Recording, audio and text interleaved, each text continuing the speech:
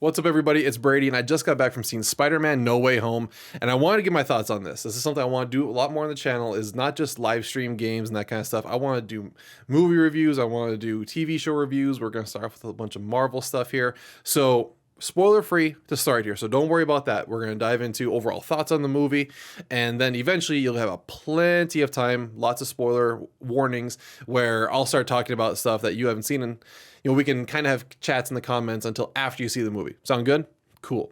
So overall, Spider-Man No Way Home is easily a top 5 Marvel movie for me. I don't include Avengers when I say those, when I talk about these movies. Avengers are their own kind of thing. This is easily top 5. If you like Spider-Man, if you like Doctor Strange, it's an amazing mix of both. Doctor Strange is a supporting character in here. He doesn't overwhelm the movie. So if you don't like the mystical stuff too much, don't worry, you'll be just fine. But Tom Holland crushes it in this Spider-Man movie. It is a perfect blend of comedy, of drama. It pulls at your heartstrings, I think, more than any other Spider-Man movie did. So it is a perfect blend of what a Spidey movie should be. And I think that's that's really where it should. To me, like, the perfect Spider-Man movie does go between emotion and comedy, and it really just walks that line perfectly.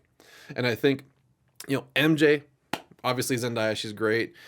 Ned, still funny, still hilarious. He has his one-liners in there, and it's just perfect. And I think that, this group is just a great core of people that we need in the Spider-Man universe so far. And if you like the multiversal stuff, if you like where all the MCU stuff is going, we're all like, after Loki and Kang the Conqueror got mentioned, if we know we're doing like a Secret Wars multiverse type thing, if you're into that, you're going to love this, because it obviously touches on those key points without being too overwhelmingly mystical, if that makes sense. So should you see the movie? Yes, obviously. You clicked on this video, you like Spider-Man, you like the MCU, go see the movie.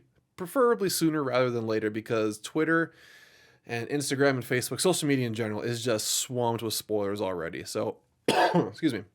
If you're able to go see it, go do it as fast as possible so you can actually enjoy it without, knowing things are coming. I do think that all of the cameos and callbacks are worth going and seeing in the theaters now, because it is amazing, and I can't say that enough. So if you want to see an awesome Spider-Man movie, yes, go see it. And I'm gonna give you about 10 seconds here to pause the movie, or pause the video, go see the movie, come back, hit play again, or just come back, 10 seconds. Here we go.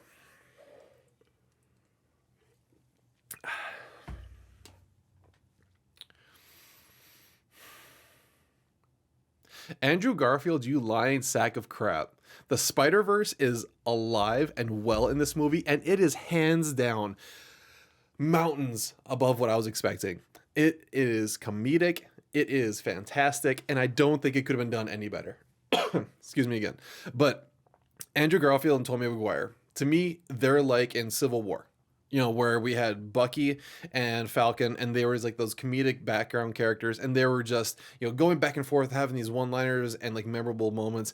And that's what this is. These guys are fantastically hilarious. These guys are awesome in what they do, and they don't, what's the word? They don't overpower the scenes, except for the ones when they originally come in. So let's go through some spoilers here, other than the Spider-Verse. I got some notes I took here. First off, May dies. I mean, there had to have been there. I knew there was gonna be some kind of a death in this movie. Honestly, I was expecting Happy. That's like his Uncle Ben character. I didn't know if they were actually going to kind of develop more of the May Happy relationship, but they started off right away like those two broke up. So okay, cool. But for May to die, and because of Green Goblin, that really just drills it in with Tobey Maguire and his whole plot line as well. So I think that connection really helped. When they have like the breakdown of my Uncle Ben died, okay, Gwen died, May died. There is that like coming together moment where they realize that, hey, this happens to all Spider-Man. Like, this is something where it's a constant, and it couldn't have been avoided whatsoever. It's going to happen eventually. And for May to drop, with great power comes great responsibility. Perfect. And the fact that, when Tom says that out loud, and then Toby finishes the sentence. That drills it home. This is a core piece of Spider-Man and who this character is, because throughout the same multiversal, plot telling, it is the exact same across the board, and I could not be happier with that. So, kudos to them for including that part. Like I said, cameos and callbacks. I believe this at the end of the video. Let me know in the comments below. Is that the video game from Insomniac's costume at the very end? I believe it is. Also, Kraven and Rhino are who we saw, like the silhouettes in the multiverse thing. So when we're seeing that scarring up above Statue of Liberty, I didn't see anybody else. I saw Kraven and Rhino more predominantly than anybody else, which I thought was great. I mean, a Kraven movie, which was actually the fallback of the third Spider-Man movie. If the whole multiverse thing didn't take off, I believe it's supposed to be Keanu Reeves, or no, Gerard Butler as Kraven. I think one of those two. Let me know, comments. Algorithm. Let's go. So let's talk about the villains here just for a second. Obviously, some of these villains got more screen time and development than a lot of the other characters. Sandman, but I mean, we'll start at the top of the list here. Green Goblin, Willem Dafoe.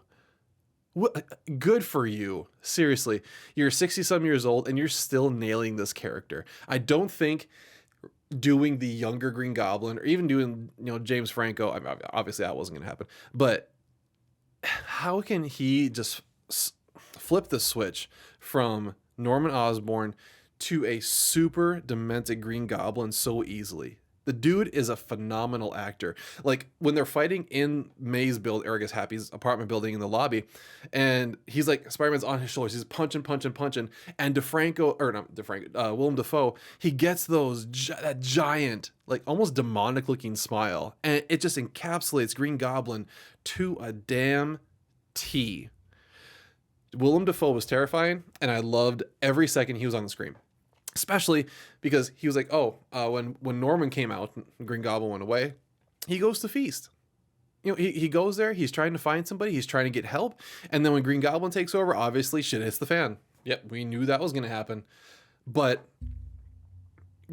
I don't think anybody could have nailed this performance in the way it needed to be encapsulated more than Willem Dafoe. Well deserved. All right, Alfred Molina as Doc Ock. Loved it. I mean, they did these OG Spider-Man villains a lot of justice, and their screen time was amazingly spare and impactful when used correctly, if that makes sense. The fact that Peter is trying to cure all of these people before sending them back so they don't get killed. I mean, let's just be real. I mean, if he sends, Electro or like all these people back to like the second before they die, it doesn't change anything. But good for your conscience. Molina getting control over the robot arms at the with the new chip, I thought was a great moment because it looked like the Doctor was actually back, and then he comes back to help him at the end of the movie. That was phenomenal. It looked like he was actually trying to fight Peter, but then he actually got Electro and he stabbed him with the serum or whatever, and ended up being a help. That was a great little turn there. I loved that. Obviously, okay, Sandman, great. Cool screen time, awesome effects, not a terrifying villain. The actor is really good though. So moving on.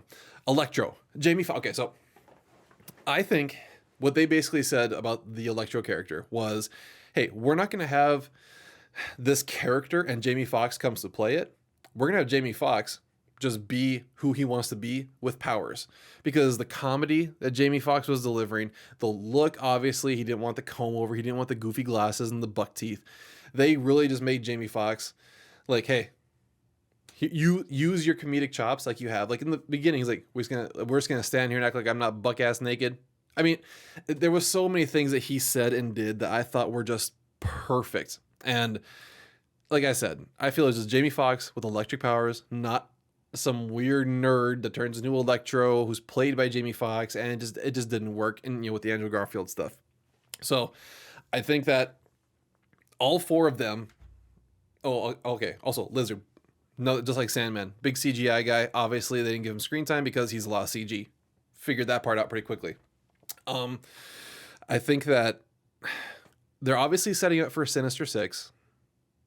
I was expecting a cameo of Vulture, but we didn't quite get there.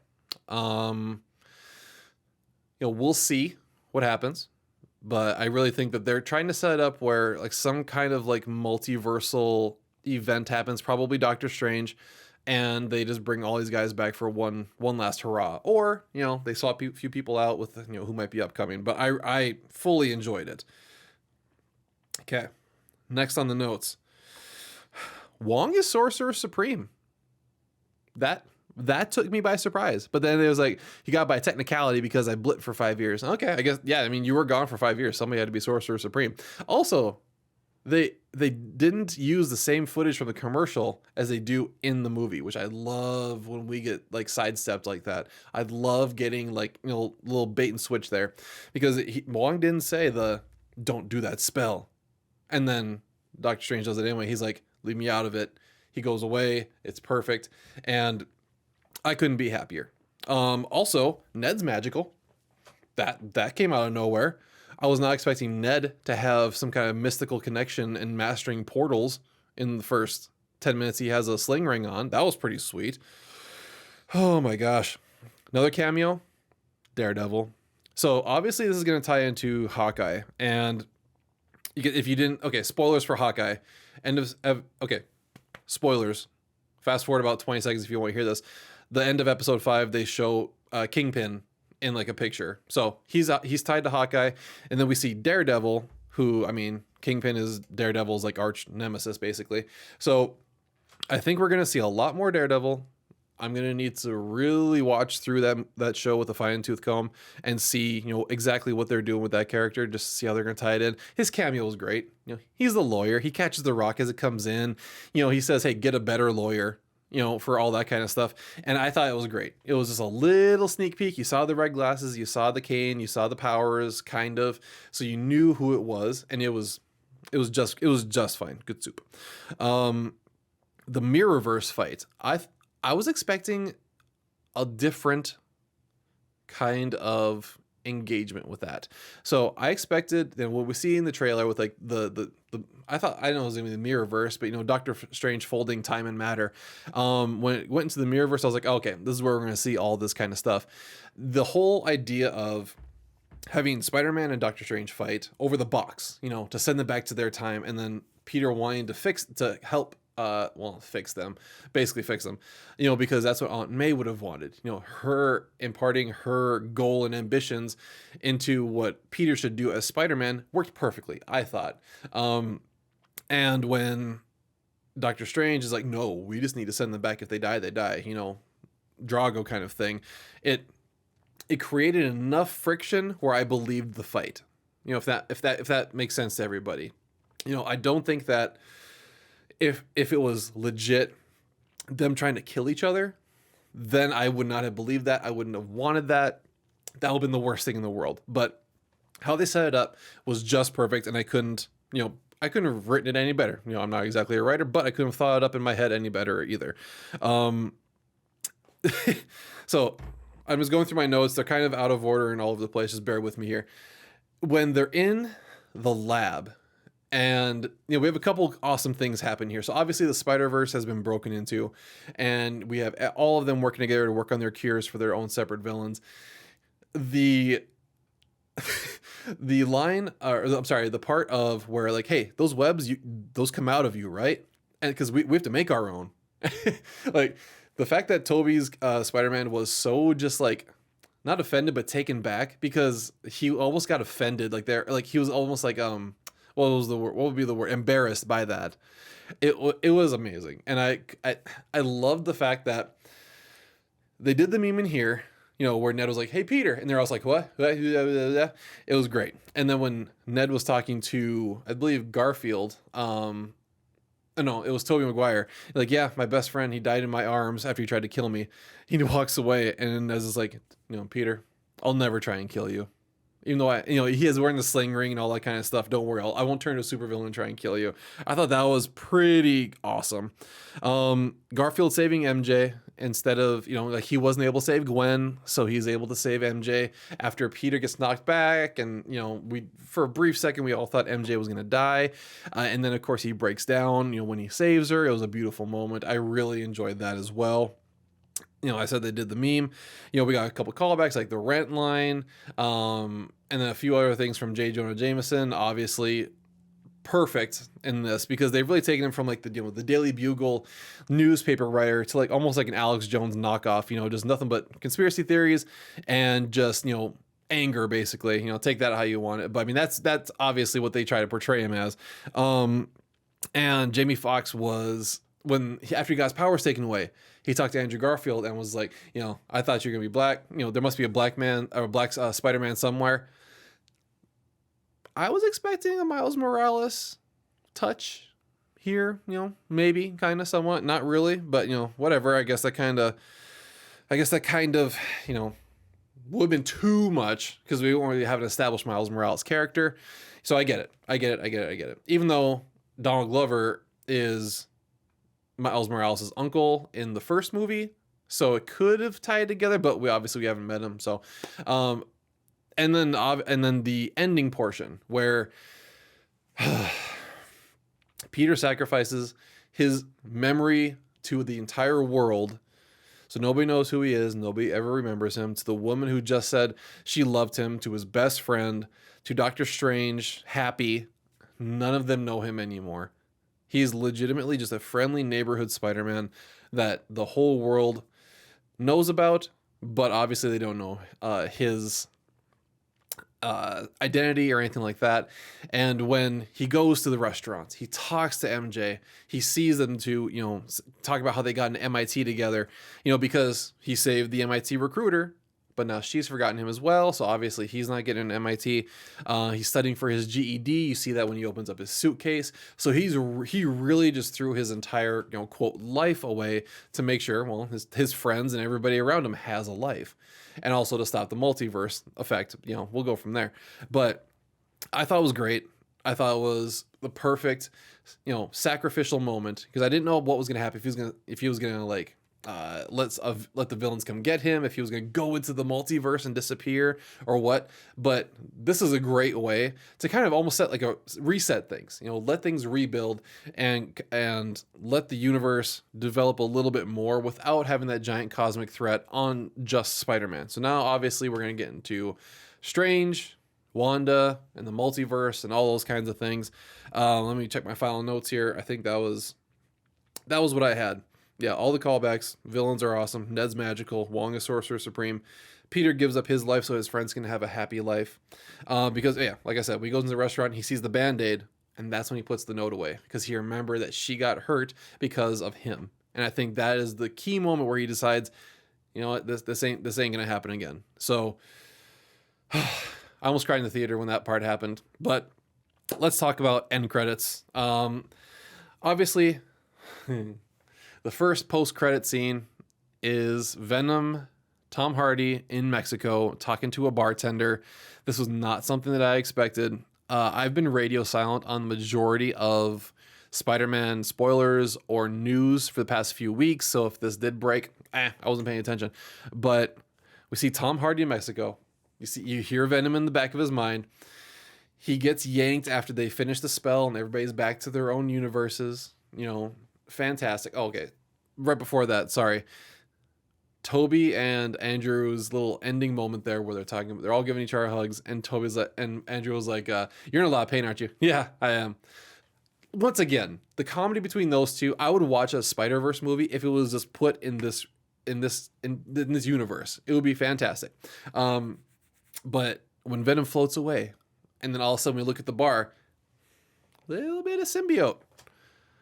So I think that this is obviously how they're going to be able to get Venom in the MCU without using Tom Hardy's character and not making those movies, quote, canon in the MCU. This was their way of just be like, hey, we got a little bit of black goo here. Who's that going to find? Is Eddie Brock is this universe's Eddie Brock in Mexico right now? We'll see. We'll figure it out. I thought it was a perfect little breadcrumb. They're going to be fantastic with it. And then obviously the second one is the multiverse trailer, basically, where we see an actual, Wanda and Strange going into their multiversal fight. I don't remember seeing anything about Kang in there. But you see a bunch of stuff really hitting the fan. and I'm super excited. I love the mystical stuff. I love Doctor Strange. That's another movie that's way up there for me. So ending thoughts. This was everything I hoped for. This completely completes the trilogy in a fashion that I wanted. It doesn't make the world bigger necessarily from a Spider-Man standpoint. Excuse me. We'll leave that to Doctor Strange. We'll leave that to Wanda. But Spider-Man is back to being friendly neighborhood Spider-Man. And I'm excited. I really am. And now that we have the tie with, Daredevil and Kingpin, assuming, I think that this universe is going to go very, very fast. We have De La Fontaine building the Thunderbolts movie. Kingpin is usually the financier or like the lead of the Thunderbolts, those anti-heroes. So it's going to be U.S. Agent. It's going to be Natasha's sister, Yelena. I'm super excited where the MCU is going. I knew it was kind of it took a while to get there, obviously, with like COVID and stuff. A lot of these movies and shows got kind of pushed back. But let me know what you think in the comments below. What did you love the most about this movie? What are you excited about in the MCU future? And really, I do plan on doing a definitive Marvel movie ranking list, villain list, TV show list, just because I want to pump out more edited content like that. I don't want it to be, like a plain, gaming, streaming kind of a thing. So look forward to that. I'm going to do a lot more reviews like this, spoiler free for a few minutes, and then jumping into the movie itself. So please remember, hit subscribe, hit like, it really helps out. We're trying to hit my goal here now. We hit the 1,000 subscribers. I'm setting it high. Can we hit 2,500 by the end of 2022? Maybe. Can you be one of those people? That'd be great. Hit like, share it with your friends, comment below. We'll talk. Join the Discord. It's in the description. But yeah, until next time, it's been fun. See you, everybody.